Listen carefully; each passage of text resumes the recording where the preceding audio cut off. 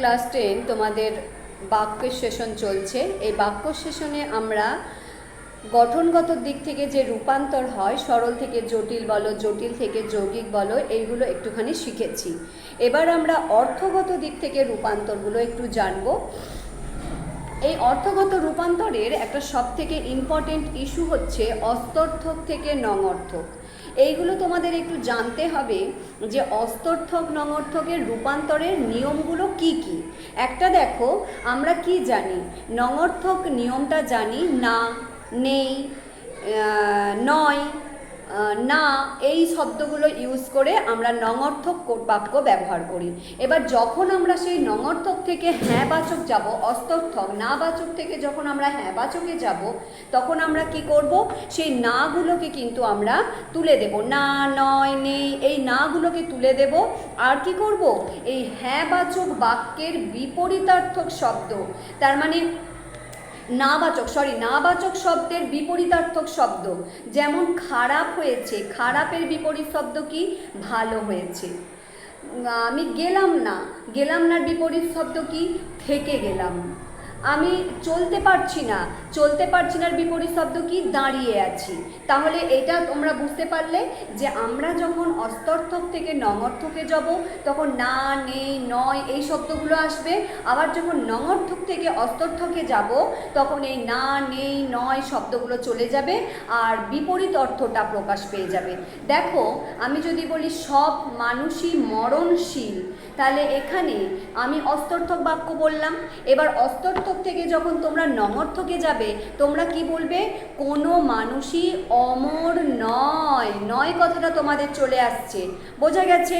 এরপর যদি দেখো, আমি তাকে ছেড়ে দিলাম, আমি তাকে ছেড়ে দিলাম মানে কি, আমি তাকে ধরে রাখলাম না, বোঝা গেছে। এবছর ফসল ভালো হয়েছে, এবছর ফসল ভালো হয়েছে, ভালো অপোজিটটা বলে দেবে, ফসল খারাপ হয়নি। তাহলে অস্তর্থক থেকে নঙর্থকের ব্যাপারটা আমরা বুঝলাম কি, নেই, না, নয় এই শব্দগুলো যদি থাকে সেগুলো উঠে যাবে, না থাকলে আসবে। আর কি হবে, বিপরীত অর্থ প্রকাশ পাবে। হ্যাঁ বাচক যেটা বোঝাচ্ছে, যেই শব্দটা হ্যাঁ বাচক বোঝাচ্ছে সেই শব্দটার বিপরীতার্থক প্রকাশ পাবে। এইটা হচ্ছে অস্তর্থক থেকে নঙর্থকে যাবার একটা নিয়ম। এবার আমরা তাহলে এইটা সব থেকে বেশি ইম্পর্টেন্ট, এইটাই আমাদের সব থেকে বেশি আসে। এবার দেখো, আমরা নির্দেশক থেকে কিসে যাব, প্রশ্নবোধকে। নির্দেশক মানে আমরা কি জানি, কোনো কিছুকে একদম স্পেসিফিক নির্দেশ করা হয় কিংবা কোনো কিছুর বর্ণনা করা হয়, বিবৃতি দেওয়া হয়, সেগুলো সবগুলোই কি নির্দেশমূলক বাক্য বা নির্দেশক বাক্য। এই নির্দেশক থেকে যখন আমরা প্রশ্নমূলকে যাব, দেখো সূর্য পূর্ব দিকে ওঠে, সূর্য পূর্ব দিকে ওঠে, এটা কি, এটা হচ্ছে একটা নির্দেশক বাক্য। এবার তুমি যখন প্রশ্নবোধকে যাবে তখন তুমি কি বলবে, সূর্য কি পূর্ব দিকে ওঠে, জিজ্ঞাসা চিহ্ন দিয়ে দেবে। আমরা কি শিখেছিলাম, প্রশ্নবোধক বাক্যে সব সময় একটা জিজ্ঞাসা চিহ্ন থাকে, বিস্ময়বোধক বাক্যে একটা বিস্ময়ের চিহ্ন থাকে, এইগুলো কিন্তু মাস্ট। তাহলে সূর্য কি পূর্ব দিকে ওঠে, এই কিটা এনে আমরা কি করে দিচ্ছি, একটা প্রশ্ন চিহ্ন দিয়ে একটা প্রশ্নবোধক বাক্যে তৈরি করে নিচ্ছি। এবার দেখো বলছে, তাতে যে আমার ঢং নষ্ট হয়ে যায়, তাতে যে আমার ঢং নষ্ট হয়ে যায়, এটাকে যখন তুমি চেঞ্জ করবে মানেটা কিন্তু একই থাকবে, তাতে কি আমার ঢং বজায় থাকে। তার মানে তাতে আমার ঢং নষ্ট হয়ে যায়, তার প্রশ্নবোধকে কি আসবে, এটা তোমাদের জন্য ইম্পর্টেন্ট, একটু দাগ দিয়ে রাখবে, তাতে কি আমার ঢং বজায় থাকে। চন্দননগর আক্রমণ করা বুদ্ধিমানের কাজ, কি বলবে, চন্দননগর আক্রমণ করা কি বুদ্ধিমানের কাজ হবে। তাহলে এটা কি হয়ে যাচ্ছে, তোমাদের প্রশ্নবোধক বাক্যে চলে যাচ্ছি আমরা। তাহলে নির্দেশক থেকে প্রশ্নবোধকে যেতে গেলে আমাদের কি কি নিয়ম ফলো করতে হবে আমরা বুঝলাম। তাহলে কি করতে হবে, একটা কি শব্দ আনতে হবে, একটা জিজ্ঞাসা চিহ্ন দিতে হবে। উল্টো দিক থেকে সেই রকমই, সেটাকে তুলে দিলে কি হয়ে যাচ্ছে, নির্দেশক বাক্য হয়ে যাচ্ছে। সূর্য কি পূর্ব দিকে ওঠে, জিজ্ঞাসা চিহ্নটা তুলে দিলে, কিটা তুলে দিলে, সূর্য পূর্ব দিকে ওঠে, নির্দেশকে চলে এলে। বোঝা গেছে। এবার যদি আমরা বিস্ময়বোধক থেকে নির্দেশকে যেতে চাই, বিস্ময়বোধক বাক্য মানে একটা বিস্ময় চিহ্ন থাকবে। ঈশ্বরের লীলা অবদ্ধ, ঈশ্বরের লীলা কি অবদ্ধ মানে বোঝা যায় না, ঈশ্বরের লীলা বোঝা যায় না, তাহলে ঈশ্বরের লীলা পরম অবদ্ধ। তারপরে বোঝা গেছে। তারপরে বলছে বাহ, তোমার নামটি বেশ সুন্দর তো, এটা কি বিস্ময়বোধক বাক্য। বাহ, আমি যখনই বলবো বাহ, বা এর পরই একটা বিস্ময়সূচক চিহ্ন আসবে, তাহলে এইটা একটা বিস্ময়বোধক বাক্য। এইটাকে যখন তুমি নির্দেশকে যাবে, তুমি কি বলবে, তোমার নামটি খুব সুন্দর। বাহ, বাটা উঠে গেল, বিস্ময়সূচক চিহ্নটা উঠে গেল, তোমার নামটি খুব সুন্দর।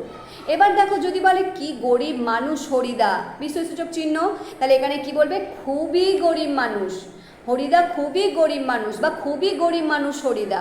তারপরে মিথ্যেবাদী কোথাকার, মিথ্যেবাদী কোথাকার তোমাদের পথের দাবিতে পড়েছো, মিথ্যেবাদী কোথাকার, এখানেও বিস্ময়সূচক চিহ্ন আছে, তাহলে কি বলবে, ঘুরিয়ে দিলেই বলবে তুমি অত্যন্ত মিথ্যেবাদী।